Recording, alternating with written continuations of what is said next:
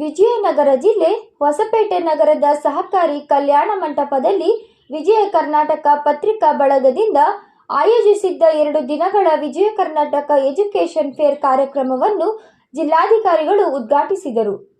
ಉನ್ನತ ಶಿಕ್ಷಣ ಪಡೆಯುವ ಇಚ್ಛೆ ಇರುವ ವಿದ್ಯಾರ್ಥಿಗಳು ಮತ್ತು ಪಾಲಕರಿಗೆ ಉತ್ತಮ ವೇದಿಕೆಯಾಗಿರುವ ಈ ಮೇಳದಲ್ಲಿ ಹಾಜರಾಗಿದ್ದವರಿಗೆ ಶುಭ ಕೋರಿದರು ಮತ್ತು ವಿಜಯನಗರ, ಬಳ್ಳಾರಿ, ಕೊಪ್ಪಳ ಹಾಗೂ ರಾಯಚೂರು ಜಿಲ್ಲೆಯಲ್ಲಿ ಪಿಯುಸಿಯಲ್ಲಿ ಪ್ರಥಮ ಸ್ಥಾನ ಗಳಿಸಿದ ವಿದ್ಯಾರ್ಥಿ ಮತ್ತು ವಿದ್ಯಾರ್ಥಿನಿಯರಿಗೆ ಸನ್ಮಾನ ಮಾಡಲಾಯಿತು.